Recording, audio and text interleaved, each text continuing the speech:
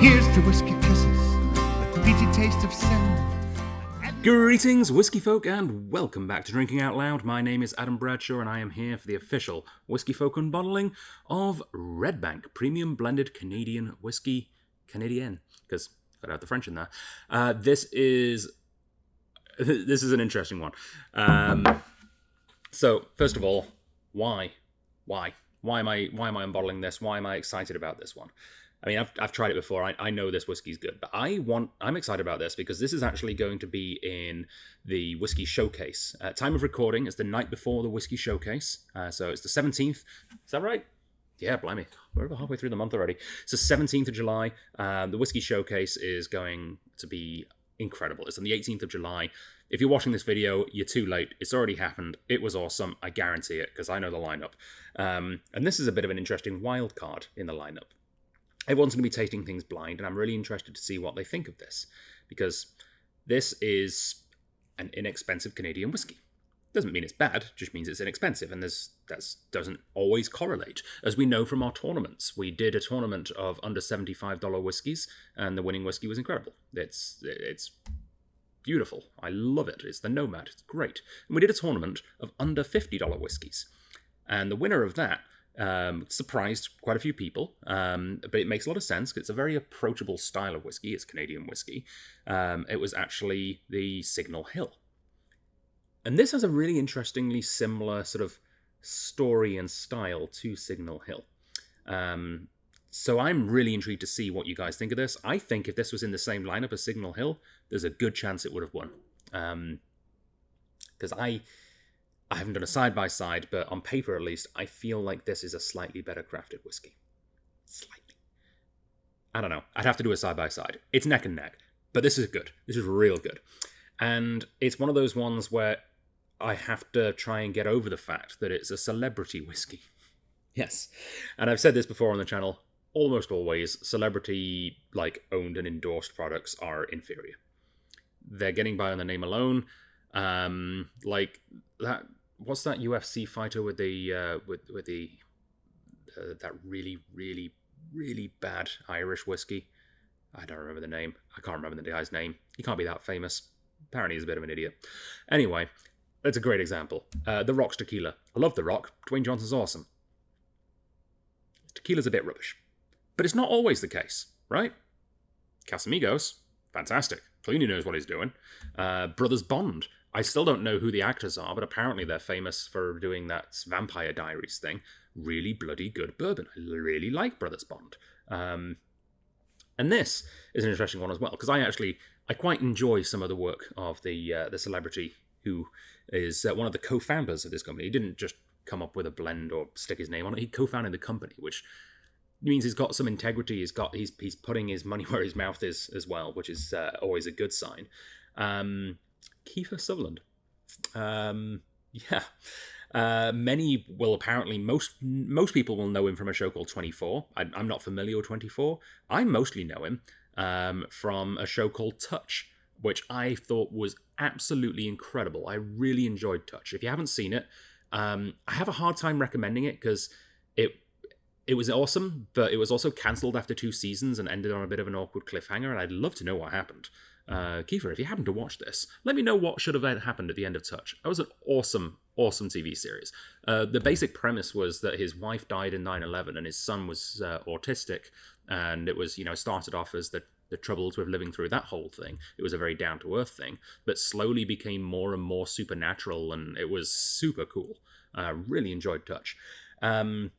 But yeah, the whiskey. Let's talk about the whiskey, shall we? So, Red Bank, premium blended Canadian whiskey. This is a blend of sourced whiskies. So, Red Bank isn't a distillery, it's a blending house. And it's a blending house based in Nova Scotia. Similar story, of course, to the Signal Hill, which is based in Newfoundland. The idea of they get whiskey from elsewhere in Canada and then mix it with their own local water and their own blending expertise. The blender in this one is actually Michel Marcil, I believe his name is. Apparently he's won several awards for blending. He used to be involved with Spicebox, which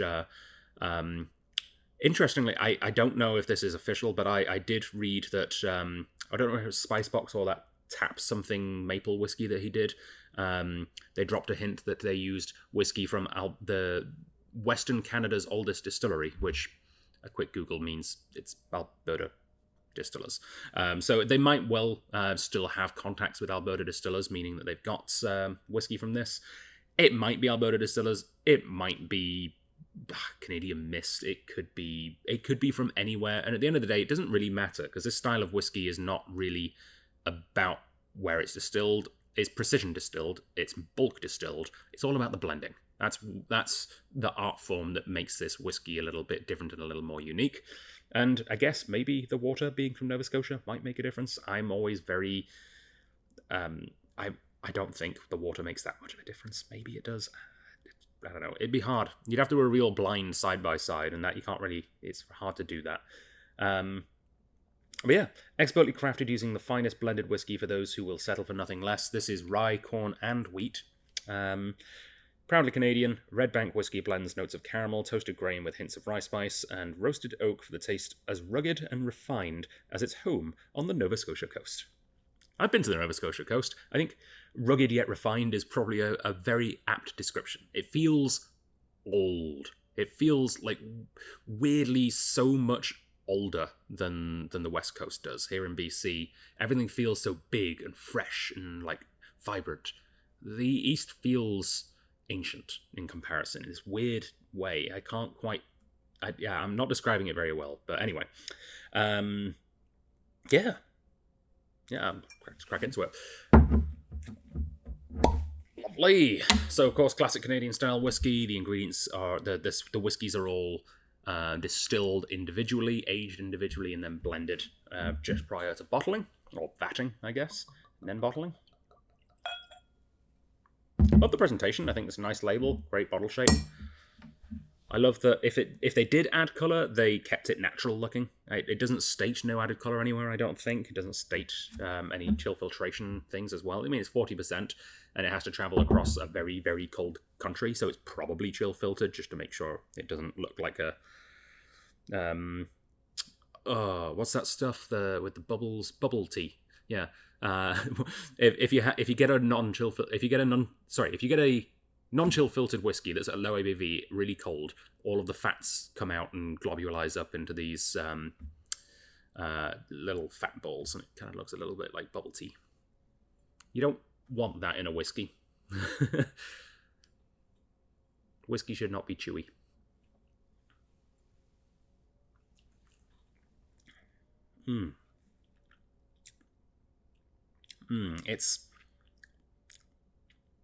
It reminds you of sweet things without being actively sweet. That's what I love about this whiskey. It reminds me of like sugar pie. It reminds me of maple pecan pie. Very maple pecan pie, but it's not aggressively sweet. It doesn't... Yeah, a whole lot less calories in this than there is in a slice of maple pecan pie. I can guarantee you that. It even has that sort of pastry thing going. This really is very maple pecan pie. What's interesting about Marcel, or Michel Marcel, Marcel? I'm sorry, I'm butchering your name. Anyway, what's interesting about him is a lot of his background is in flavoured whiskies. This is not a flavoured whiskey. This is pure, actual, straight up, just whiskey. I don't know if they're using the 1/11th rule. They might be within the rules of Canadian whiskey. You're allowed to add 1/11th of another spirit or a fortified wine. Doesn't taste like they've added fortified wine. If they've added another spirit, like a brandy or something, they've done it tastefully. Yeah, I can't tell. It feels very whiskey centric to me. Super, super easy to drink. Like, I feel bad that this wasn't in the tournament of under $50 whiskies. And I'm on that as well. Regular price $53.83, which means it would have worked for the under $50 whiskey because we were going on the sale price. 10% off right now. Featured whiskey, $48.45. That's bloody good for $48.45. And also, kudos to Kiefer. This is a weird thing. So there's another recently launched celebrity Canadian whiskey, which is actually pretty good as well. I'm actually blanking on the name of it right now. Anyway, it's the celebrity in question for that is Michael Bublé. Michel Bublé. Michael Bublé, who famously is Canadian. I don't think Kiefer is Canadian. I'm fairly sure he's American. But I think he just won points against Michael Bublé because he can spell whiskey correctly. This is spelt properly. There's no E in Canadian whiskey. Michael Bublé, get that bloody E out of there. It's wrong. It shouldn't be there. Yeah. I don't know. What you doing, Michael? Yeah, this tastes like a whiskey made for and by people that just like drinking whiskey, sharing it with friends. And this is very much the George Clooney Casamigo whiskey, right? It's not trying to be like super geeky. It's not trying to be super like boutique. It's trying to be super enjoyable and super friendly. And it does a great job. Yeah, I mean, you know, so long as nothing crazy happens, like a massive increase in price or drop in production or something, this has a place on the shelves here at the Strath as long as they keep making it. Right? It's good. It's now, much like Signal Hill, become a classic that I will just keep reordering for the store. And if you want to find out why, yeah, come and try it, because not only is this featured in the Whisky Showcase, we've also cracked open an extra bottle that is going to be shared on occasion with Whisky Folk on our Thursday evening and Sunday afternoon tastings as well. So check out the website for details on that. You can basically swing by on Thursday evenings and on Sunday afternoons and try whiskies. And it's a different set of whiskies every time, but this one is in the mix. So if you ask nicely, even if it's not in the mix, if you ask nicely, I'm sure we can find it for you. So yeah, if you want to come and try this, ask us in store. It's really good. Like, if you're looking for something to replace Crown, for example, this would be a great replacement for Crown Royal, to be honest. Yeah. Dollar for dollar, I don't think there's an edition of Crown Royal that I would take over this. And Crown Royal is one of the best Canadian whiskies out there. So this is just good. It's good value. Yeah, gets my seal of approval. And yeah, Kiefer, again, please let me know how Touch ends. I need to know. It keeps me up at night, not knowing how that story ended. All right. Thank you very much for joining me. I will see you on the next video. As always, keep an eye out on our website, strathliquor.com/whiskey-folk, or just click on the Whisky Folk menu at strathliquor.com for all the up-to-date news and reviews. Yeah, I look forward to seeing how this scores as well, of course. So this, I don't know if the score should be up by the time this review goes online, this video goes online. I don't know what it is right now, but I'll drop it in the comments. This will have been scored by the people who tasted it at tomorrow's tasting. So yeah. I look forward to seeing how it went. All right, Slanch Bar, see you on the next one.